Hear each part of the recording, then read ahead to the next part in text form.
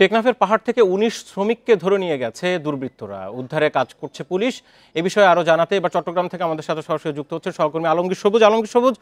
টেকনাফের ওপার জুড়ে পুরো সীমান্ত এলাকা জুড়ে তো ভয়াবহ পরিস্থিতি, আমরা যতটুকু জানি সেখানে আরাকান আর্মি সহ অনেকে সক্রিয় রয়েছে। একটু জানতে চাই কারা তাদেরকে ধরে নিয়ে গেল, বাংলাদেশের পক্ষ থেকে কি বলা হচ্ছে, বাংলাদেশের সীমান্ত বাহিনী পুলিশ কি ধরনের তৎপরতা চালাচ্ছে সেখানে?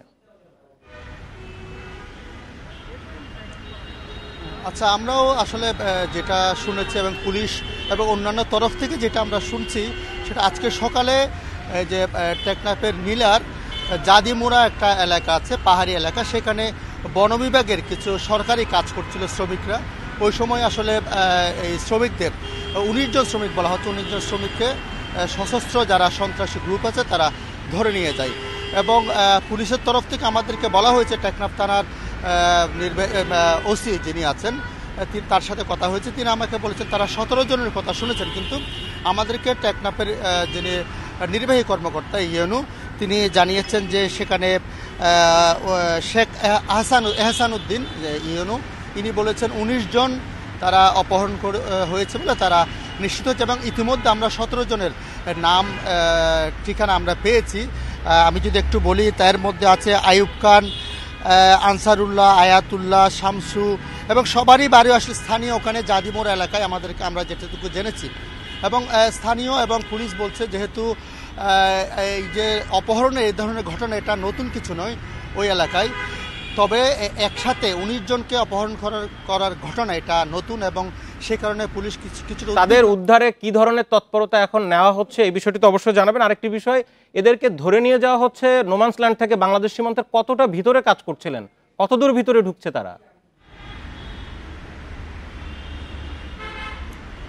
আচ্ছা, পুলিশ আমাদেরকে যেটা বলেছেন তারা ইতিমধ্যে তাদের বিভিন্ন অভিযান তারা পরিচালনা করছেন, তাদের সাথে অন্যান্য পুলিশের সাথে বিপিএন সহ অন্যান্য সরকারি সংস্থাগুলি আছে, তারা উদ্ধারের কাজ করছে বলে আমাদেরকে জানিয়েছেন। তবে পুলিশের কথা আমার যেটা মনে হয়েছে তারাও এই বিষয়টা সম্পর্কে এখনও খুব বেশি ওয়াকিবহাল না, তারা কোন জায়গায় আছে, কিভাবে তারা উদ্ধার পরিচালনা কারা মূলত এটা করেছে সে বিষয়ে তারা এখনও সন্ধান। তিনি আমাকে যেটা বলেছেন যেহেতু এখানে বাঙালি এবং রোহিঙ্গাদের বিভিন্ন সশস্ত্র গ্রুপ আছে, তারা ধারণা করছেন সবাই মিলে উভয় পক্ষ মিলে এই কাজটা করতে পারে, তারা চাঁদাবাজির জন্য এটা অনেক সময় করে থাকে। এবং পুলিশ বলছে তারা বাংলাদেশের অনেক ভেতরে ছিল এই পাহাড়ি অঞ্চল, এটা ওইখান থেকে তাদেরকে ধরে নেওয়া হয়েছে এবং তারা মূলত যেটা বলছেন তারা উদ্ধারের কার্যক্রম চালাচ্ছে।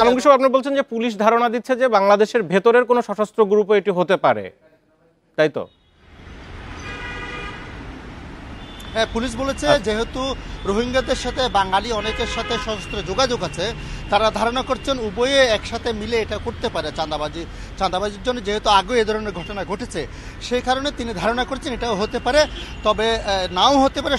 সব কিছু তারা মাথায় রেখে তারা তাদের অভিযান পরিচালনা করছেন বলে আমাদেরকে জানিয়েছেন। শ্রমিককে পাওয়া যাচ্ছে না, ধরে নিয়ে যাওয়া হয়েছে, তারপরে সীমান্তের কি অবস্থা এখন? সেখানে বিজিবি অন্যান্য আইন শৃঙ্খলা বাহিনী যারা রয়েছে তাদের অবস্থান এখন কি, বা স্থানীয়দের ভিতরে কোনো ভয় কাজ করছে কিনা?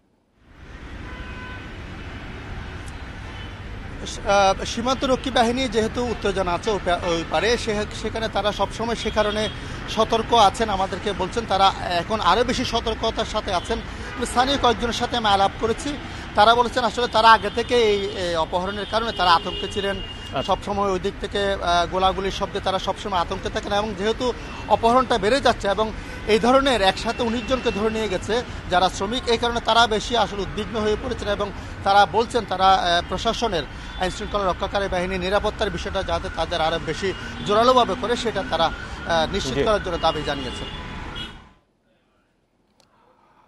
টেকনাফের ১৯ শ্রমিক অপহরণের বিষয়ে পুলিশ জানিয়েছে যে তাদেরকে দেশের অভ্যন্তরের কোনো সশস্ত্র গ্রুপ ধরে নিয়ে যেতে পারে।